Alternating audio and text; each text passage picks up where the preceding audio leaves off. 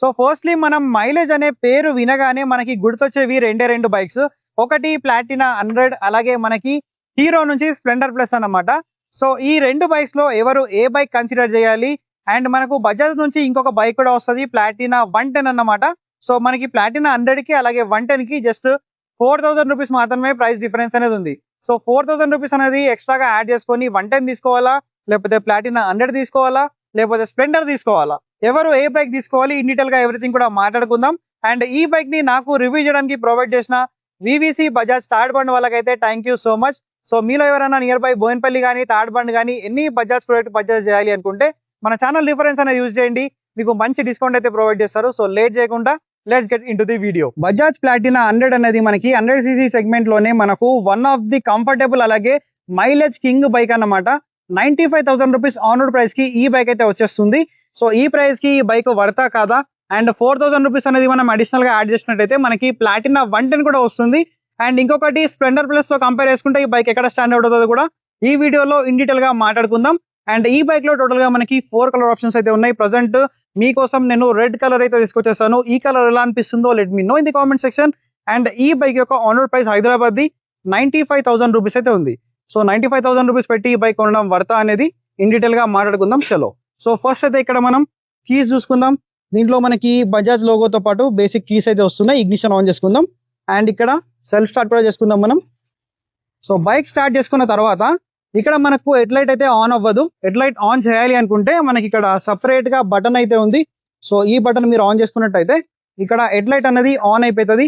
Total గా మనకి halogen setup కాబట్టి night time head light visibility అనేది పర్లేదు, డీసెంట్ గా అయితే ఉంటుంది. అండ్ ఇక్కడ ఎల్ఈడి మనకు డిఆర్ఎల్ ప్రొవైడ్ చేస్తారు. అండ్ పైనుంచి చూస్తే మనకు కనిపించదు. సో ఇక్కడ నుంచి చూస్తే మీకు క్లియర్ గా కనిపిస్తుంది అనుకుంటున్నా. అండ్ ఒకసారి ఇక్కడ ఇండికేటర్స్ కూడా ఆన్ చేసుకుందాం. టోటల్ గా మనకి బల్బ్ ఇండికేటర్స్ అయితే వస్తున్నాయి, విచ్ ఆర్ ఫ్లెక్సిబుల్ అన్నమాట. మిగతా మనకు పల్సర్ లో ఉంటాయి కదా అలాంటి ఇండికేటర్స్. అండ్ ఈజీగా విరిగే ఛాన్స్ కూడా లేదు. ఒకసారి మనం బైక్ ని కూడా ఆఫ్ చేసుకుందాం. Indicator and ignition. సో ఇక్కడ మనకు ఫ్రంట్ హెడ్ లైట్ యూనిట్ అయితే చూడడానికి ఇలా ఉంటది. అండ్ నంబర్ ప్లేట్ బ్రాకెట్ అనేది ఇక్కడ హెడ్ లైట్ కిందనే ఇచ్చారు. అండ్ దీంట్లో ఏదన్నా బెస్ట్ ఉంది అని అంటే దీని యొక్క సస్పెన్షన్. ఇక్కడ మనకు టెలిస్కోపిక్ ఫోక్స్ అనేవి ఉన్నాయి, అవి కూడా మనకి కంఫర్ట్ టెక్ నుంచి వస్తున్నాయి అనమాట. ఇక్కడ మీకు కనిపిస్తుంది అనుకుంటా. సో కంఫర్ట్ టెక్ నుంచి మనకు సస్పెన్షన్ అయితే వస్తుంది. దీని యొక్క ఫ్రంట్ సస్పెన్షన్ ట్రావెల్ అనేది 135 mm ఉంటుంది. రియర్ మనకి సస్పెన్షన్ ట్రావెల్ అనేది 110 mm అయితే ఉంటుంది. అండ్ రియర్ లో మనకి ఏంటంటే 2 స్ప్రింగ్స్ అయితే వస్తున్నాయి. దానివల్ల కంఫర్ట్ అనేది చాలా అంటే చాలా బెటర్ గా ఉంటుంది.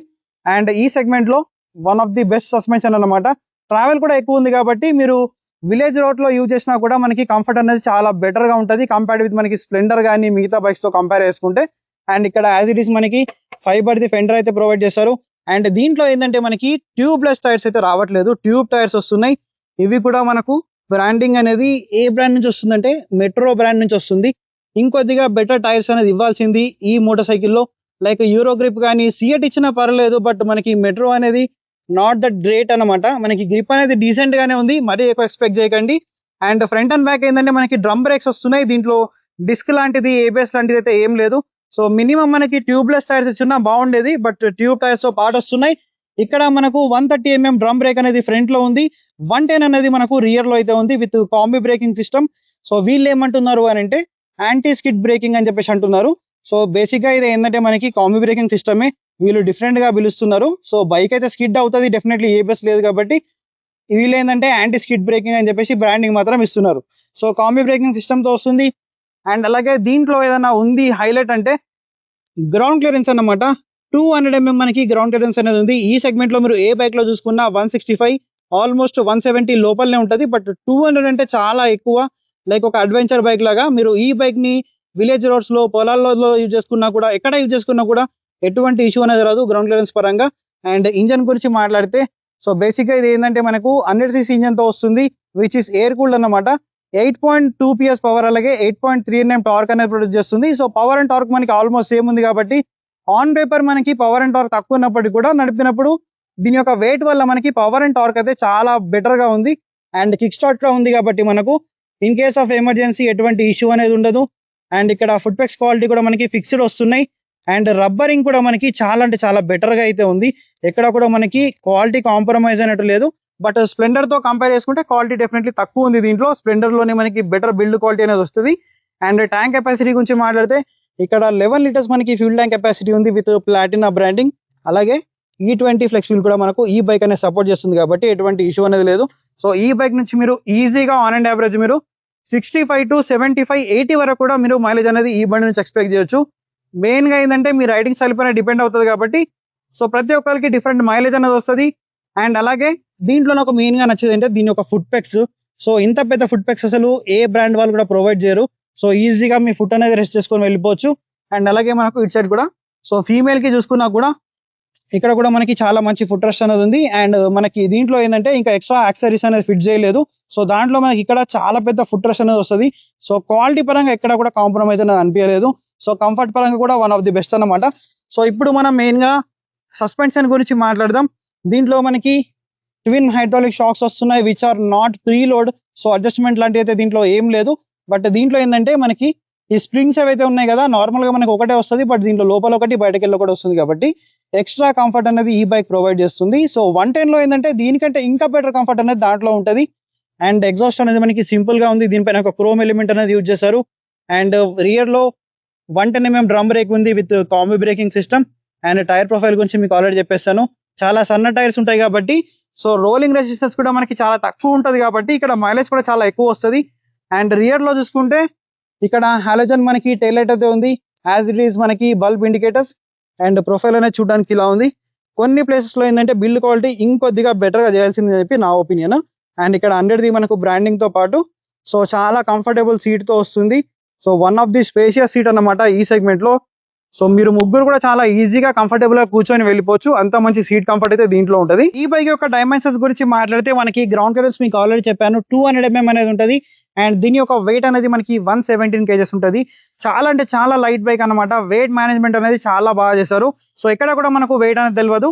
అలాగే దీని యొక్క సీట్ హైట్ అనేది మనకు 807mm ఉంటుంది. ఇక్కడ హెచ్ఎఫ్ డీలక్స్ మనకు 805 ఉంటుంది. దీని 807 ఉంది.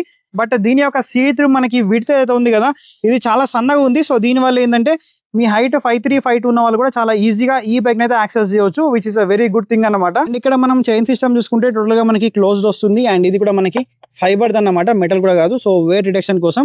అండ్ ఇంకోటి ఏంటంటే మనకు చైన్ క్లీనింగ్ అండ్ లూపింగ్ అయితే ఎక్కువ అవసరం లేదు. సో ఇలాంటి బైక్స్ అన్ని కూడా లో మెయింటెనెన్స్ కోసం కాబట్టి మనకు క్లోజ్ చైన్ అయితే ఇచ్చారు, ఓపెన్ చైన్ అయితే ఇవ్వలేదు.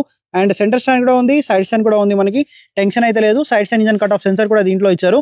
అండ్ ఈ బైక్ లో చాలా యూనిక్ గా అనిపించేది ఏంటంటే దీని యొక్క గేర్ ప్యాటర్న్ అన్నమాట. సో మనకి న్యూట్రల్ అనేది పైన ఉంటది. మిగతా 4 గేర్స్ అని కూడా మనకి సో ఫ్రంట్ కి అయితే వేయాలి. ఇది చాలా కన్ఫ్యూజింగ్ అయితే ఉంటుంది. లైక్ మోటో జీపీ లాంటి షిఫ్టింగ్ అయితే దీంట్లో ఉంది. సో ఎవరైనా ఫస్ట్ టైం ఈ బైక్ నడుపుతున్నారు అంటే గేర్ సిస్టమ్ అనేది చాలా డిఫరెంట్ గా ఉంటుంది. చాలా మంది కన్ఫ్యూజ్ అవుతా ఉంటారు అన్నమాట. అండ్ ఇక్కడ ఆల్రెడీ మీకు ఫ్యూల్ ట్యాంక్ గురించి చెప్పేసాను. 11 లీటర్స్ చాలా స్లిమ్ గా ఉంటది. సో మీరు ఫ్రంట్ నుంచి రియర్ వరకు చూసినా కూడా సో మనకి ఆల్మోస్ట్ సేమ్ అయితే కనిపిస్తుంది. బండి అయితే చాలా స్లిమ్ అంటే చాలా స్లిమ్ గా అయితే ఉంటది. And E20 flex wheel support చేస్తుంది మీకు ఆల్రెడీ చెప్పేస్తాను. అండ్ ఇక్కడ క్లచ్ గురించి మాట్లాడితే మనకి మల్టీవేట్ క్లచ్ అయితే వస్తుంది. సో క్లచ్ ఫీడ్బ్యాక్ అనేది పర్లేదు, బాగానే ఉంది. అండ్ ఇక్కడ కూడా మనకి కంఫర్ట్ టెక్ ది బ్రాండింగ్ అయితే ఇచ్చారు. గ్రిప్స్ కూడా మనకి చాలా డీసెంట్ గా ఉన్నాయి, ఎక్కడ ఇష్యూ కూడా లేదు. సో స్విచెస్ క్వాలిటీ అయితే ఇంకొద్దిగా బెటర్ చేస్తే బాగుండు అనిపించింది. సో మరీ అంత ప్రీమియం స్విచెస్ అయితే లేవు దీంట్లో. సో ఈ ప్రైస్ రేంజ్ లో మనకి కొద్దిగా స్ప్లెండర్ లో బెటర్ స్విచెస్ అయితే ఉన్నాయి. అండ్ ఇక్కడ సెల్ఫ్ స్టార్ట్ కానీ అండ్ పైన మనకి ఏంటంటే హెడ్ లైట్ ఆన్ ఆఫ్ చేయడానికి సపరేట్ గా బటన్ అయితే ప్రొవైడ్ చేశారు. అండ్ హ్యాండిల్ బార్ కూడా చాలా వైడ్ గా ఉంది. అండ్ బైక్ అయితే చాలా కాంపాక్ట్ గా అనిపిస్తుంది. ఇక్కడ మనకు టైప్ ఏ ఛార్జింగ్ పోర్ట్ అనేది ప్రొవైడ్ చేస్తారు. ఆన్ ది వేలో మీ మొబైల్ ని కనుక ఛార్జింగ్ చేసుకోవాలని కూడా చేసుకోవచ్చు ఇక్కడ నుంచి. ఇక్కడ ఒక మొబైల్ మౌంట్ అనేది పెట్టేసుకుంటే. అండ్ ఇక్కడ డిజిటల్ మీటర్ లాంటిది అయితే ఏం లేదు, టోటల్ గా మనకి అనలాగ్ ఉంటది.